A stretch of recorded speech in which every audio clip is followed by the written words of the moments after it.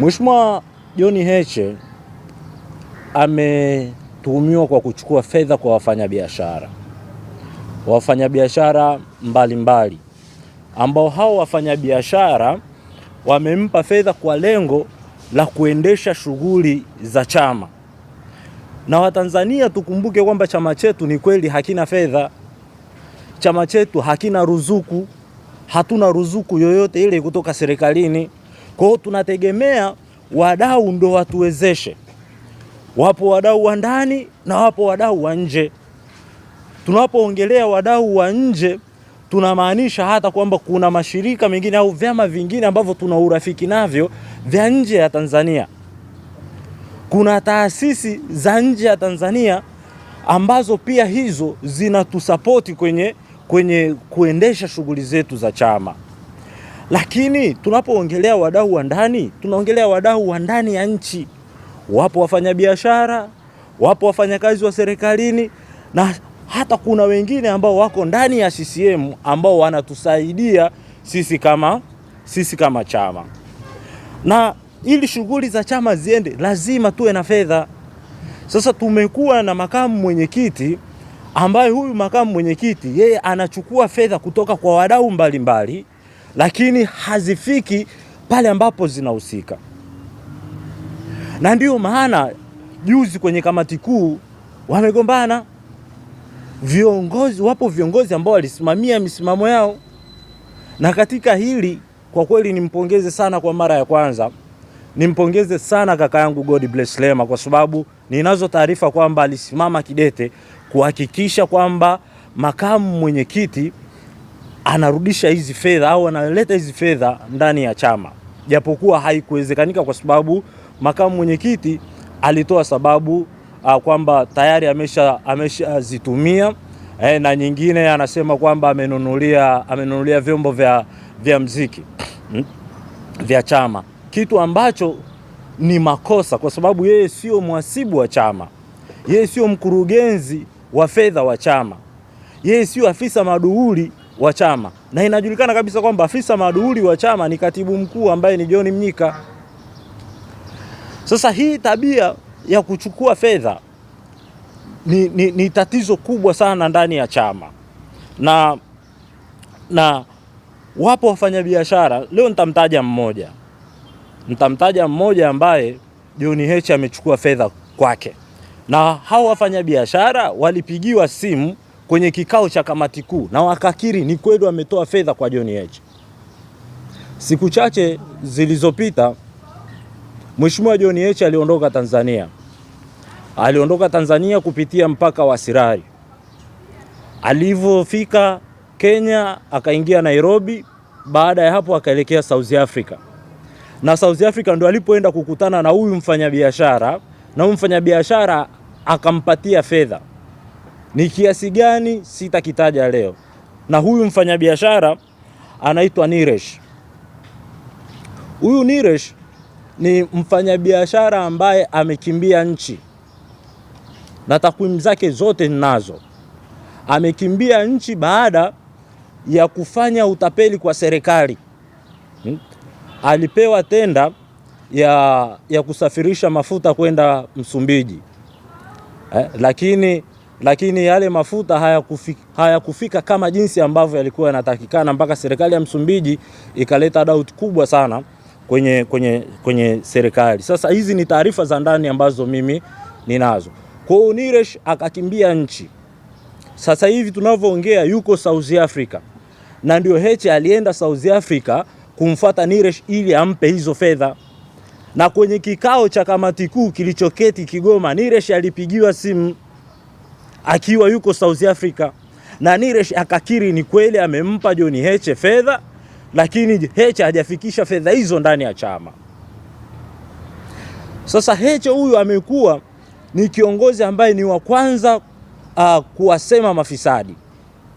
Amekuwa wa kwanza kuwasema CCM. Yale anayoyaongea majukwaani sio ambayo anayaishi. Yale ambayo anayaongea jukwaani sio ambayo anayatekeleza. Amekuja akaibua ufisadi ambao unafanyika ndani ya serikali. Leo hii yeye ndo anakuwa mtu wa kwanza kufanya ufisadi ndani ya chama. Chama hichi tumekipigania kwa muda mrefu sana. Mimi tangia nimeingia Chadema mwaka 2007. Leo nina miaka 19 ndani ya chama hichi. Nina jasho, nina damu yangu. Ndio maana tunakipigania chama hichi kwa nguvu zote. Mtu yoyote ambaye ataleta shida ndani ya chama hichi, sisi hatutakubaliana naye, na lazima tutoke tuongee ukweli, jamii ijue misimamo yetu ambayo tunaenda nayo. Kwa mantiki hiyo, huyu bwana John Heche ambaye ni makamu wetu, kwa tuhuma nzito namna hii, sasa nadhani na ninaamini na ninawaomba wanachama wenzangu wa Chadema tushikamane kumtaka Mheshimiwa John Heche atupishe kwanza kwa ajili ya uchunguzi, kwa sababu tuhuma hizi ni nzito. Chama hiki tunaamini katika misingi ya kukataa ufisadi, tunaamini katika misingi ya haki. Sasa kama tunaukataa ufisadi, kwa nini leo tumfumbie macho bwana John Heche? Kwa nini leo tusiseme ufisadi ambao unaufanya ndani ya chama? Na hii sio moja. Nitawapa mfano mwingine wa Tanzania, na hapa naomba mnielewe vizuri. Baada ya mwenyekiti wetu wa sasa Mheshimiwa Lissu, baada ya kurejea nchini na baada ya kukabidhiwa gari yake ile ambayo alipigwa nayo risasi wakati ule 2017, baada ya kurejeshewa gari ile, Watanzania wengi waliomba kumchangia ili anunue gari nyingine, na Mheshimiwa Lissu kweli akapata fedha na akaagiza gari nyingine. Ile gari ilivyokuja Tanzania ikakaa muda mrefu bandarini, kwa hiyo ikawa inapigwa penalty za gari kuendelea kukaa pale bandarini. Akatokea mfadhili mmoja, tena ni kiongozi wa serikali, sitamtaja jina. Yule kiongozi wa serikali akamuonea huruma Mheshimiwa Lissu, akaamua kuwatafuta baadhi ya vijana wa Lissu au wasaidizi wake ili akomboe ile gari, na alitoa kiasi cha shilingi milioni 100. Hiyo fedha milioni 100 iliingia kwenye akaunti ya bwana mmoja ambaye ni msaidizi wa Lissu, anaitwa David Jumbe. Nadhani wote tunamfahamu. Kabla ile gari haijatolewa, Mheshimiwa Lissu akawa tayari amekwisha kukamatwa. Alivyokaa wakati yuko gerezani, bwana Jumbe pamoja na Heche wakagawana ile hela, wakaenda kuchangisha Singida, na ushahidi upo. Lakini ile hela ambayo ilitolewa na huyo mfadhili ambaye ni kiongozi wa serikali, hiyo fedha waliitafuna Heche na David Jumbe.